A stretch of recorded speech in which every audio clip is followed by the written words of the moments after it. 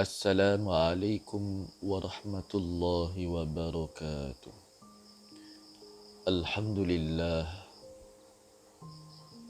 wassalatu wassalamu ala ashrafil anbiya'i wal mursalin wa ala alihi wa sahbihi ajma'in. Amma ba'd. Saudara para pendengar yang dirahmati Allah, marilah kita bersama-sama segera memperbaiki diri dan amalan kita di sisi Allah. Mudah-mudahan Allah Tabaraka wa Ta'ala menerima amalan kita yang tidak seberapa ini, khususnya doa-doa kita, terutamanya dikala ditimpa musibah seperti wabak-wabak penyakit yang mampu membawa maut dengan izin Allah Azza wa Jalla. Saudara, di antara ciri-ciri mukmin adalah segera bermuhasabah diri ketika ditimpa bala bencana, terutamanya jangkitan COVID-19 ini. Tahukah saudara bahawa setakat laporan 15 April 2020, menurut laporan WHO, World Health Organization, sejumlah 1.9 juta orang lebih, hampir 2 juta manusia telah dijangkiti COVID-19, termasuklah sejumlah 123,010 kes kematian di seluruh dunia. Dalam sehari lebih 50,000 orang dijangkiti wabak ini. Negara Eropah mencatatkan bilangan tertinggi jangkitan iaitu 977,596 kes. Dituruti pula Amerika Syarikat sejumlah 673,361 kes. Manakala kita di Asia Tenggara pula mencatatkan 20,287 kes. Masya Allah. Saudara, saya ingin mengajak diri saya dan juga saudara sekalian, termasuk diri saya, agar kita merenungi sejenak antara sebab Allah Azza wa Jalla menurunkan bala secara global ini. Rasulullah sallallahu alaihi wasallam pernah mengingatkan kita dalam sebuah hadis yang bertaraf hasan, riwayat Imam Ibnu Majah.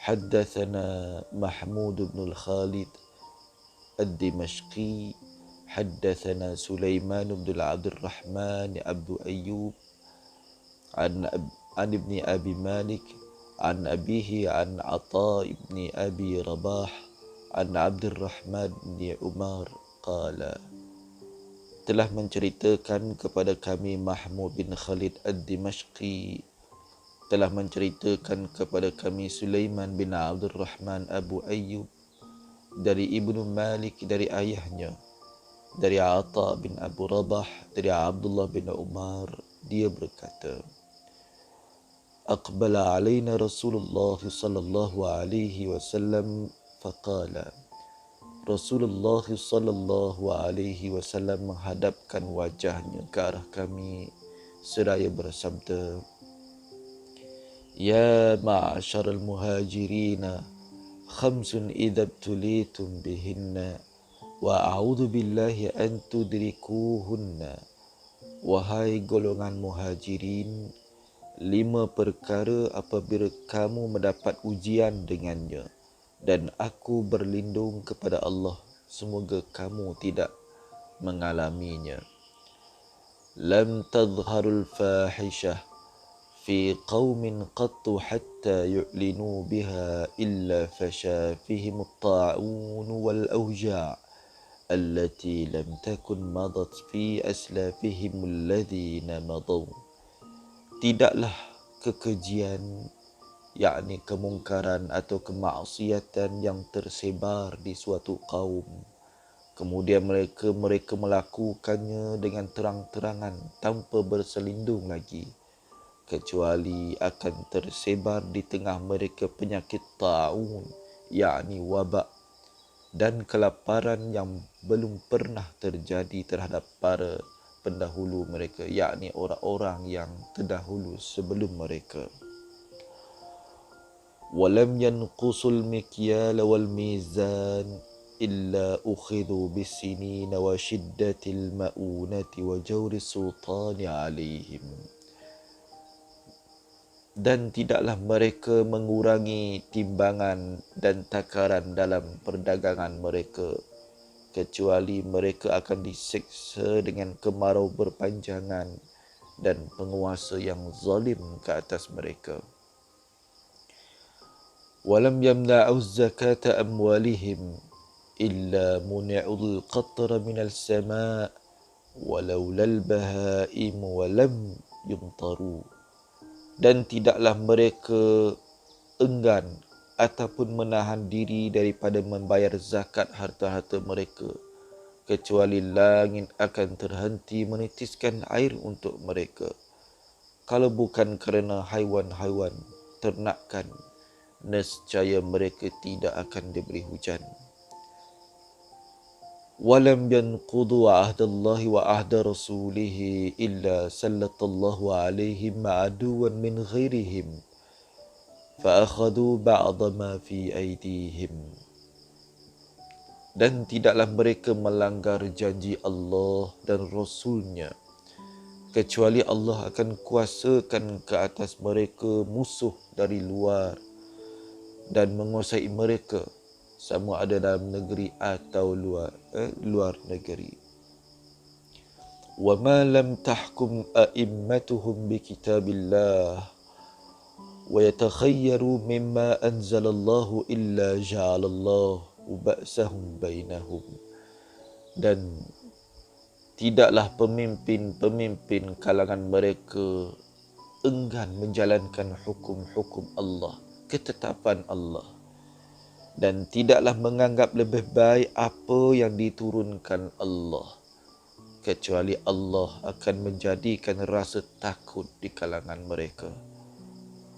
Demikian saudara hadis yang disampaikan kepada kita oleh kekasih kita Nabi Muhammad sallallahu alaihi wasallam sejak 14 kurun yang lampau.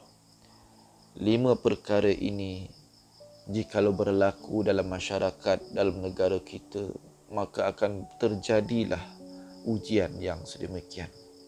Sebab itu saudara, sebelum kita menuding tangan kita kepada orang lain yang menjadi punca penyebab jangkitan coronavirus ini, terlebih dahulu kita muhasabah diri kita.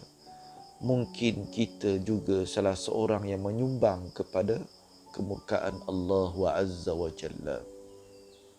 Sebagaimana yang kita faham tentang masalah yang pertama tadi, iaitu lam tadhharul fahishatu fi qaumin qattu hatta yu'linu biha illa fasha fihim at-ta'un wal awja'u allati lam takun madat fi aslafihim alladhina madaw. Tidaklah kekejian itu tersebar di suatu kelompok manusia, kemudian mereka melakukan kekejian itu dengan terang-terangan tanpa ada rasa malu, tanpa terselindung lagi, kecuali akan tersebar, meruap di kalangan mereka penyakit wabak dan kelaparan yang belum pernah terjadi terhadap orang-orang yang hidup sebelum mereka. Saudara, kita dapati kajian bahawa ada sebahagian masyarakat di China yang memakan binatang liar, kelawar yang dimakan. Dan penyakit COVID-19 ini mula timbul di Wuhan, China. Memakan sesuatu yang Allah tegah, salah satunya binatang liar, itu pun merupakan kekejian yang kita tidak tahu entah apa yang dibawa oleh binatang liar. Binatang ini bukan binatang ternak seperti sapi, lembu, unta, kerbau, kambing, itik, ayam dan sebagainya. Tetapi binatang ini hidup melata dalam hutan yang kita tidak mengetahui bagaimana pola kehidupan, corak pemakanan mereka. Lalu kita makan binatang-binatang tersebut. Bahkan ini merupakan suatu kekejian. Maka tidak mustahil tersebarnya wabak ini disebabkan tangan kita sendiri. Kemudian seterusnya, manusia melakukan kekejian, antaranya fahisyah, perzinaan yang melebar luas, merata-rata di mana-mana. Unsur-unsur yang menggalakkan kegoyahan nafsu ini sehingga terjebaknya perzinaan ini, maka kita nampak sampai hari ini salah satu penyakit yang tidak ada ubatnya sejak berpuluh-puluh tahun yang dahulu. Tidak ada ubatnya, penyakit HIV ataupun lebih dikenali AIDS. Orang-orang terdahulu sebelum kita, mereka tidak kenal penyakit ini. Tetapi di zaman akhir ini, saudara, berbagai bentuk penyakit pelik yang muncul di tengah-tengah masyarakat kita. Mudah-mudahan saudara, para pendengar sekalian, kita mengambil pesanan ini sebagai iktibar dan ibrah. Mudah-mudahan kita meninggalkan perkara-perkara yang Allah tegah dalam agama kita terutamanya. Sekian, wassalamualaikum warahmatullahi wabarakatuh.